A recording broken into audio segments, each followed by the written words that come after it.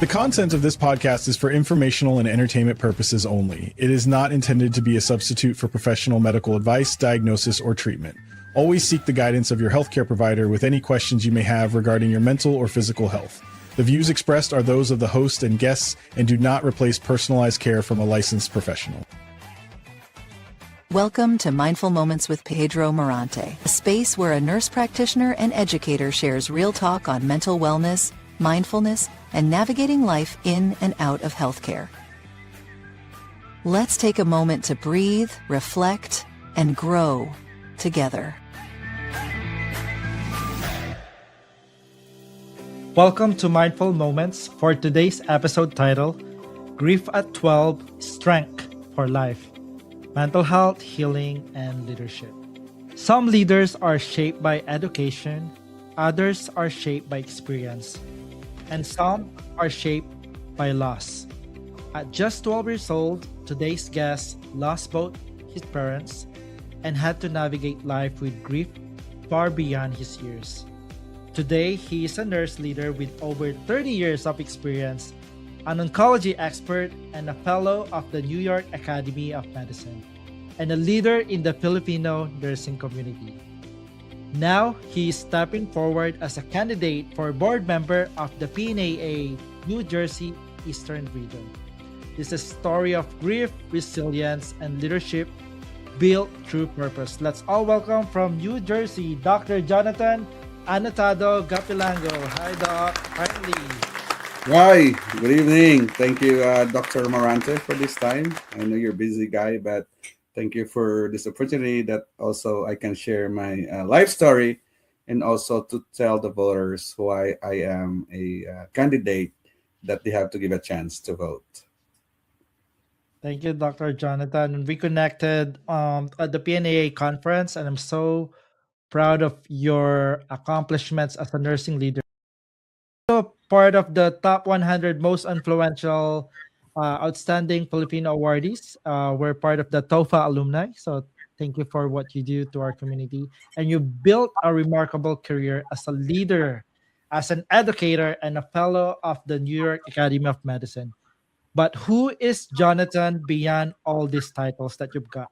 Oh yeah, right. So I think in leadership and in service, it doesn't really the titles. We don't really go for the titles because at the end of the day, it's the impact and the difference that we make to the people, to our workplace, to the environment. Are we making an impact to the people, to the life that we touch each and every day? So I'm just a very simple living guy from New Jersey and grow up, of course, from the province of Guimaras, Philippines.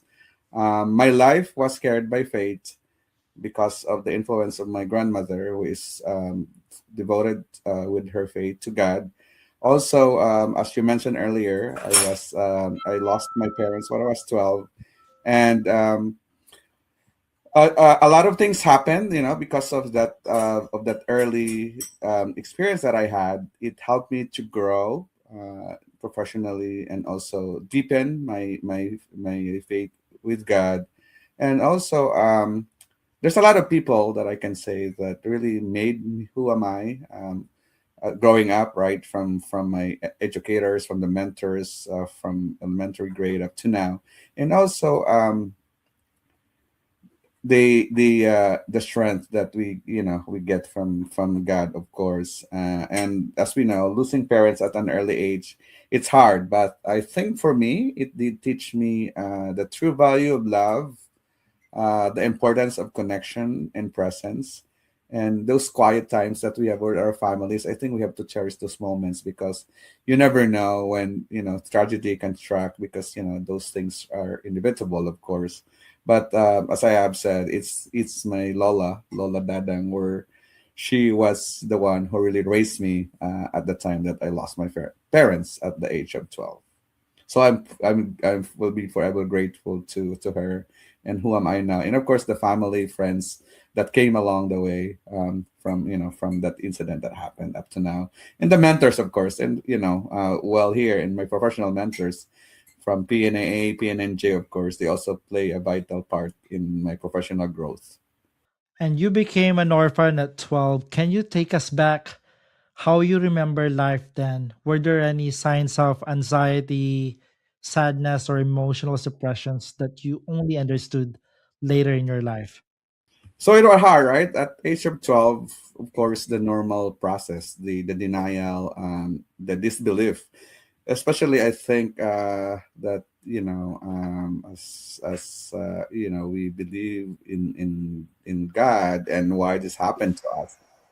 And it's at first it didn't really sink on me at the time at 12 until they're not there, their physical bodies were not there anymore after the burial, because during the in the Philippines, the way we console each other, we have a lot of families coming. So for me, I meet a lot of my relatives during the morning period until they were buried. That's when I realized that they're totally gone and they're not there. So yes, they're mainly sadness, and it's hard how you express, especially when you see your friends, elementary, high school, with their parents, for those special moments growing up.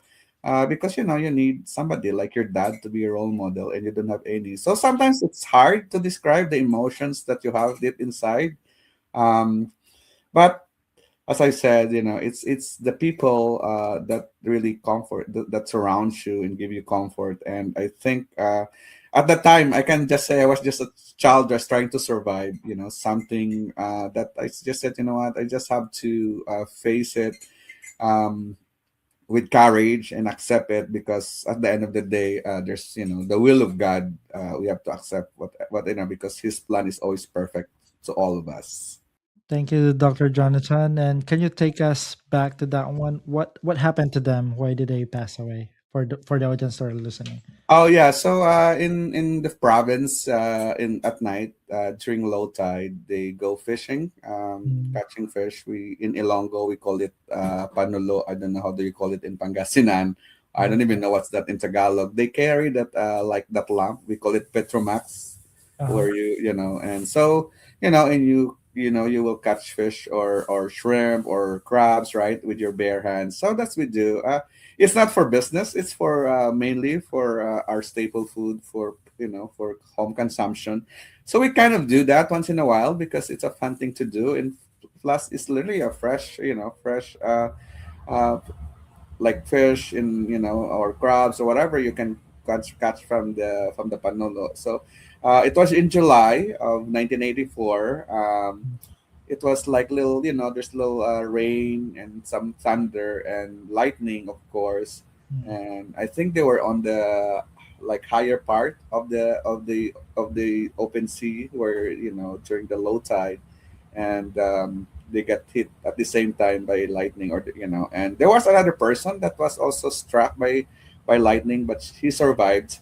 But my parents were the one who didn't make it. So actually, I think they were already dead on the spot, as people said, because actually they were having a hard time looking for my dad. I believe I cannot remember my dad, because the water already as the high tide came in, mm, they actually were having a looking for for my, I think it's my dad's body, that they have a hard time. But you can really see the smell of the mm. burning, like the phosphorus smell of the lightning, and their hair.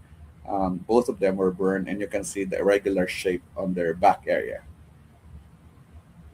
Thank you for sharing that personal story. And your story is not just a story that we always hear, but we always feel like how you navigate your life right now. And at 12 years old, when most children are learning who they are, you were learning how to survive loss, how to survive silence, and questions with no answers. And yet, here you are, Dr. Jonathan, right? You are not broken, you are not bitter, and sharing some inspiration to us. Now, during your moment of grief, did you ever struggle with identity, confidence, or feeling different from others? Who and what helped you survive that season of your life? So I think, yeah, it's not really I just kind of feeling maybe confidence. Yeah, I think, and sometimes I felt different. Of course, it's hard, right? when you have somebody to talk to. My grandmother was there to listen, and plus my siblings were kind of the age gap between four of us, like a huge age gap. I'm the youngest, so sometimes to open up, you don't know to talk to, but I'm close with with my cousin that we talk about some normal stuff that's of teenagers growing up. But of course, sometimes you felt yourself. You really lack that confidence sometimes when you don't have somebody that will mold you, that will tell you. And I'm not saying that my family did not tell me the morals, but sometimes coming from your parents, I guess it confidence didn't come that easy to me growing up, but over time it built up, as long as I think you nourish yourself with the right people. You're always eager to learn, and learn to also accept criticisms. And people believe in me. I think a lot of people, even though they said, "Oh, you lost your parents, but you're growing up. They really that I study hard." My mentors, as I said, my family, those who guided me. I could have not survived that tragic situation without the support.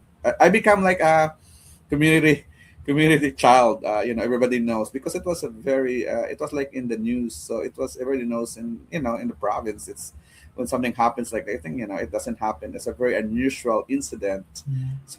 So I become like I feel the love of the community, and of course a lot of people were praying for me. So I'm very very thankful for that. The Bayanihan spirit was there, and we can also feel the love of the people. That's part of flourishing your own mental health, the meaningful engagement and meaningful connections. And you didn't feel alone at that time. So, what helped you process your emotions? And when did you start becoming aware of your own healing at that time? So I think healing is different from each one of us. For me, it came so gradually. I think it was not something that I can say when did it start. It unfolded to me over some time, but I kind of really felt that I'm at peace. I think when I started to be a nurse here in the U.S., especially in my area in oncology, being around with my patients, witnessing their pain, what they're going through, and also the resilience that they have. So it kind of gave me the reflection on my own self of what I went through.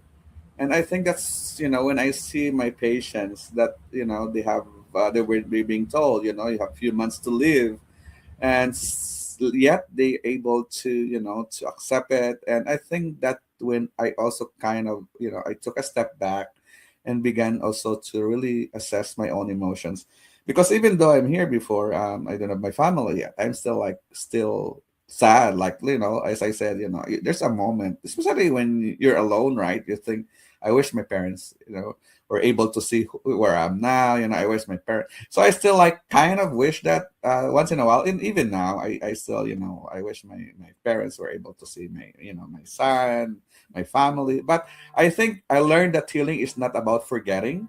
For me, it's about really understanding, accepting, growing, and making some of this as important life lessons to grow from. And it's powerful how your pain turned into your purpose. We know that in oncology, it's like loss and life coexist with each other. And you just don't treat patients. We need to understand what they're going into, and that level of empathy that cannot be taught by a textbooks, but it is a live experience. And I know that you were effective at doing that because you've run into grief yourself at that time. I agree. Yep. Now, looking back, is there a part of that 12-year-old version of you that still exists today? Yeah, of course. But, sometimes we have still ways of being going back to being a child, right? Yeah, still within me, and I embraced to I learned to embrace and to love that part of my life that happened, because through that moment, through that that period in my life, I think that's where really I learned to to be empathetic, they to have empathy, the compassion, and I think the way I look at life. It reminds me also that I need to stay grounded. I think wherever whatever success do you have, you always need to stay grounded, and never forget where I came from.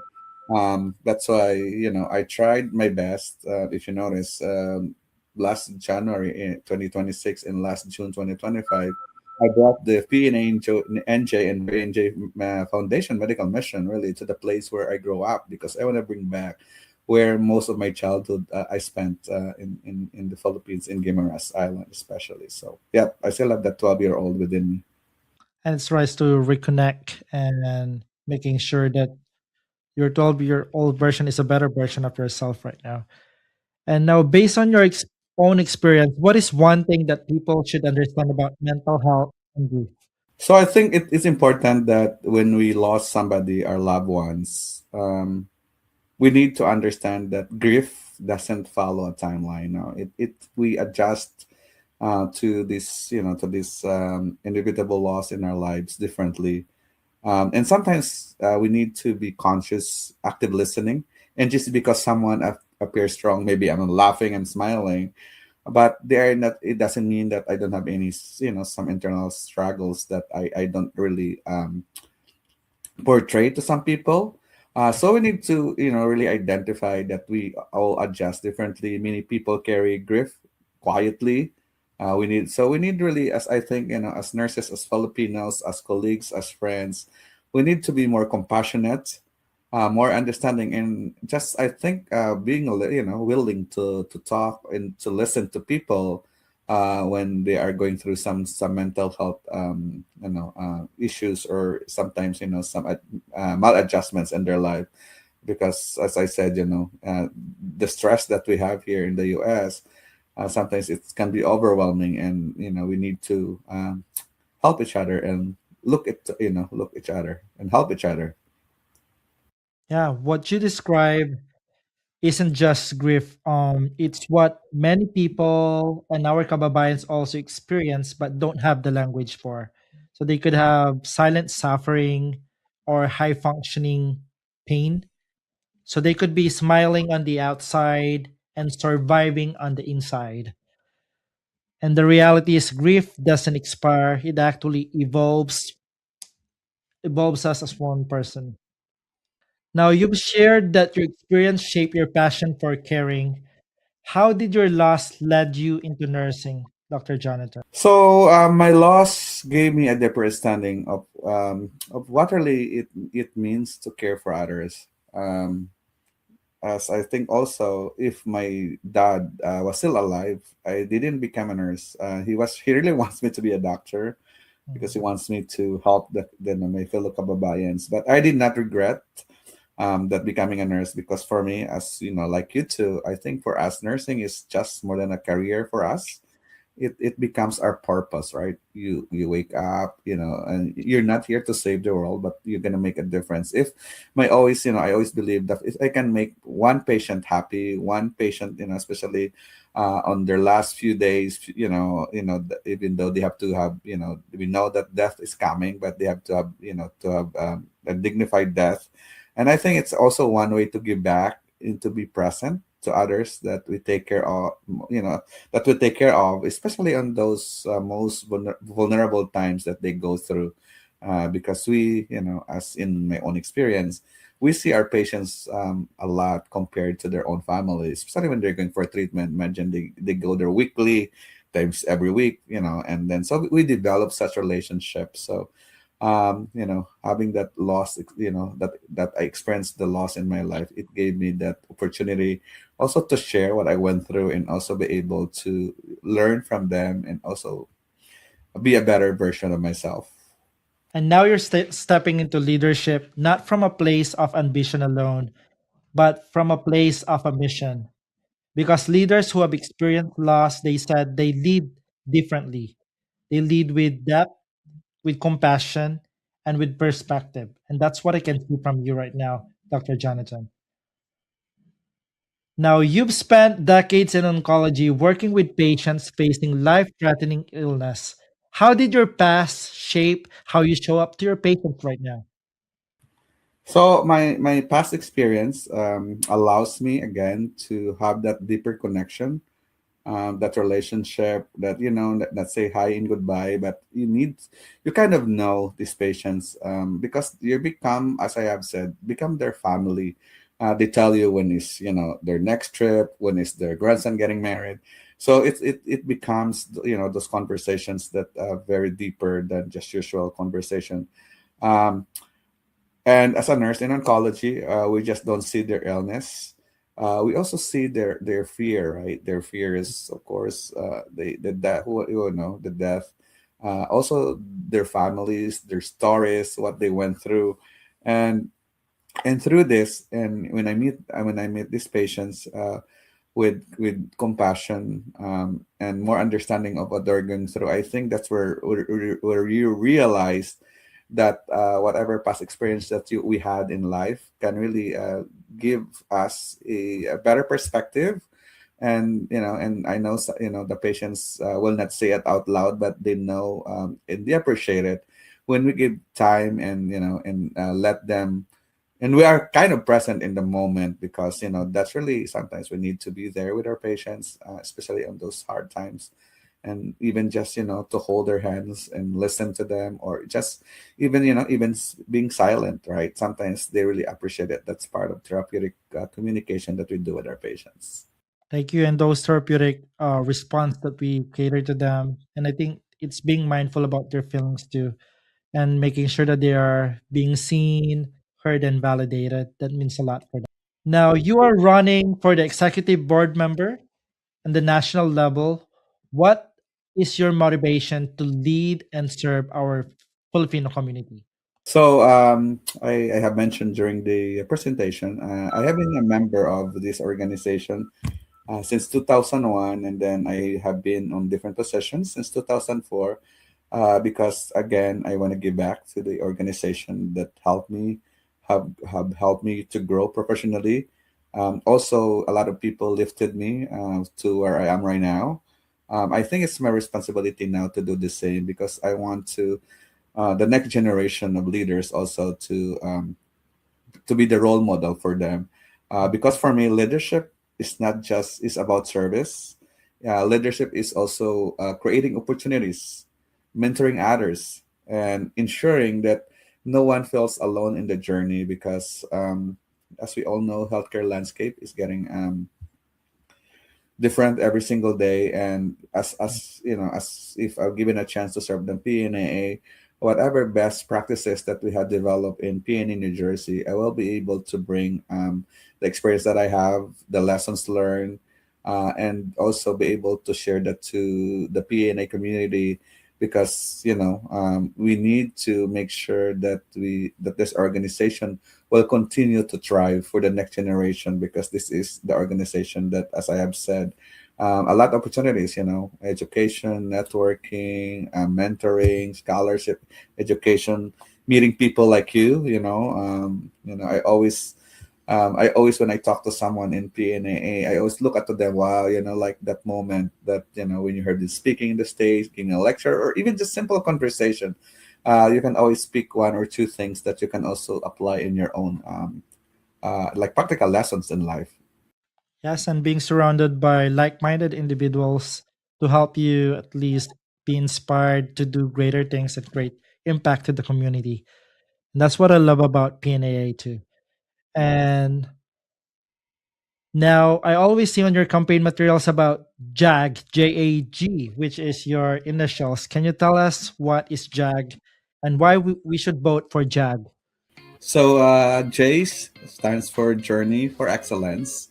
I believe that each one of us, we have the capability to be excellent at what we do, whatever areas in nursing. We need to recognize those nurses, um, because we are always, we always excel in whatever we do, with proper mentorship, of course. And A is advocacy for the nurses. We need somebody to advocate for our practice, presence in the boardroom, advocates, for maybe for some areas, some key policies, not only in our place of work, but even outside. Get involved with the state level. So for now, here in New Jersey, actually, in the last few days, I was asked to be a member of the Interested Nurses Political Action Committee in the state. So it's for me, it's like, my first meeting was actually, I learned so much because they are, presenting the bills that needs to go for approval, and they have to lobby. So there's a lot of things that, and one of the successful thing they did here recently was the APN, I think independent practice. It's a huge success. So that's, that's for me is very important that and then the G is the of course growth for mentorship and also professional development. I think we need to take a look on the programs that we offer to our members. That's somehow do they feel it to the different generations that we have. When you go for conferences, when you go for education, do we have the offer conferences for all the for all the different age groups? Because might not be applicable the Gen Z to the millennials or to our retired groups, because sometimes the retired group they just go there to network, they don't need really know CEU. So we need really to focus on our programs, maximize efficiency, and make sure that we utilize our resources in the right way, that we are not duplicating our efforts. Please vote for me, Jag Jonathan Anotado Gapilango. I'm the current president of PNAA New Jersey. For those that's not familiar, we are the largest chapter in America. I have 9 sub chapters. I think right now we're like 750 members, and but without your support, of course, I will not be able to bring the voice to the higher PNA level. So please get out and vote. That's your, if you don't vote, you're not exercising you're being a professional member of PNA. So I have a lot of experience to bring to the table, and your vote, I assure you, will not go to waste. So Jonathan Anotado Gapilango, aka Jag, for PNA board member 2026-2028. Thank you. Thank you, Doc. And for sure, everybody, PNAA members, please vote for this upcoming election. Let us exercise our opportunity to elect those leaders that will shape the future of our organization. Thank you. And always remember that, guys. JAG. Vote for JAG. Now, what do you think our Filipino nurses need most as of today? So I think the most need I can see from my own observation and experience, we need, as I said, we need support each other. I think we need to leave that mentality, that crowd mentality that we have. We are here to support each other. Is if somebody is being promoted at work, we have to be happy for them. If we can, give them any advice or ideas, do that in our capacity. We also need proper mentorship and stronger representation. So as always said, the Filipino nurses on the boardroom, right? There's not a lot yet. It's getting much better since I've been here, since I started my nursing practice, for nurses to be, for Filipino nurses to be represented in the boardroom, like chief nursing executive in the C-suite level. And I think we can all agree that Filipinos, we have the big heart to serve. I think we just need more spaces to lead and to be heard. And, it takes a lot of courage to do that. But I think over time, we're going to get there. And, Filipino, we should be proud of the Filipino, as Filipinos, of the great things we can make. We can make a difference in the U.S. healthcare system. They say without Filipinos here, most of the hospitals will close, because we are the backbone of healthcare in America. Yes, I love your message to avoid crowd mentality from happening. I think, as they said, united we stand, divided we fall, and we should celebrate each other's victory and making sure that we mentor the next generation. Now, this question will be applicable to those who are new to the profession of nursing. How do you want your leadership to impact the next generation? So for me, I want the next generation to believe in themselves, that beginnings do not define their future. I also want to inform, or to tell them that to carry your faith, right? Whatever your faith, for me, as I have said, I'm open. I believe in God, but whatever faith you have, I respect that. So always have that faith with you. Don't forget our families, honor our families, and always remain grateful to the people that help us along the way. For those also, there's a lot of resources that we can offer. You just have to reach out. And just we also went through what people went through, but the next generation, I guess, the advent of technology now much better. But of course, I think there should be a balance also, um, of the technology and also the traditional method that we use in our healthcare. So as I said, just always get some proper mentorship, and also don't forget where you came from. It's always important to give back to the community. Whatever success we have, it's important to share it with a lot of people too. Now, for someone carrying grief quietly, what would you want them to hear today based on how you navigated and steered your life to where you are right now? So when you're going through something right now, just always remember you are not alone. There's always somebody. Even in your deepest moments, in silence, in the heaviness in your heart, there's always hope. As long as you're breathing, there's always hope. Lean on God, on your family, on your friends, whoever you're comfortable talking to. Hold on to the people that loves you the most or love you the most, because they're there no matter what. Yes, as I have mentioned, healing comes to us differently. It's gonna happen. It just takes time sometimes. We just need to be patient and wait for the right time. But as for me, it took me a while, but finally it happened to me when I started having my career in the oncology nursing. So it will happen. What stands out the most for what you told us today is that you didn't just go through grief, you grew through it, and today you just don't carry titles, you carry a testimony, and that testimony for everybody to be resilient. And thank you for that, Dr. Jonathan. Thank you Now, where too. can people follow you for what you're doing and everything that you are contributing to nursing community? Oh yeah, so for people, I'm very active in Facebook. So Jonathan A. Gapilango. I also have on LinkedIn, Jonathan Anotado Gapilango. I have also have a Twitter account. It's J Gapilango 73. I have a TikTok. I'm not active. I have to. I have to learn that, but as and then I'm for those, if you need some mentorship or any support that you need, please feel free to reach out. If I don't know the answer, I can always, as I said, being in PNAA, there's a lot of network. There's always somebody that I can reach out for you and help you if you're going through something. It might be personal or school related, but we are here for you. Thank you, Dr. Jonathan. And I love how you connect people to, and especially if you know that they're from PNAA, you usually tell them, oh, you have to meet this leader or you have to meet this nurse so that you guys can connect. And you're really generous and also authentic in your leadership. And how do you take care of your own mental health right now? So usually, when I'm not busy with PNNJ, I try to give time to my family. I love to travel when we can.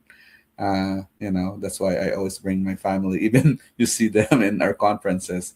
We always, because even though it's a conference, but for some reasons we always find something to do outside of the conference, and just even sometimes just going out, just spending time together with loved ones. It doesn't need to be expensive.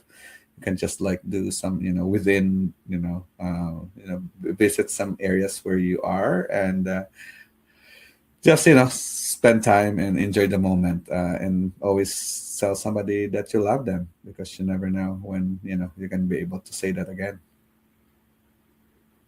Thank you, Dr. Jonathan, for sharing that. And I agree with you. Sometimes I bring my kids to the conference and my wife too, and we have to do a meaningful connection and engagement outside work and what we're doing right now just to balance life and also navigate our own mental health. And not all leaders start with opportunity. Some start with loss, and Dr. Jonathan's story reminds us that even the most painful beginnings can lead to a life of purpose, impact, and service. And thank you for what you do to our community, Dr. Jonathan, and showing us what resilience looks like. And thank you also, Dr. Morante, for doing this. And watching you interview a lot of people, as I said, it's really helped us also from the discussions that you have from the previous interviews. We can learn from you too. And thank you also for being an advocate for mental health, mental health issues, because it's really one of, I think there's a huge gap here in the US for this particular needs, not only in Filipinos but also with other culture that we need to really speak about these issues and these mental health issues, because then we can know how to support them, how can they be referred to proper resources like you. Thank you so much for the time you gave me tonight. So, from being a child navigating grief to becoming a leader shaping healthcare and uplifting a community, this is what resilience looks like. Thank you for joining us. We'll see you again in the next episode of Mindful Moments. And I'm your podcast host, once again, Pedro E. Morante. Take care of each other and take care of your own mental health. Thank you, Dr. Jonathan. Thank you, everyone. Or jog, everybody.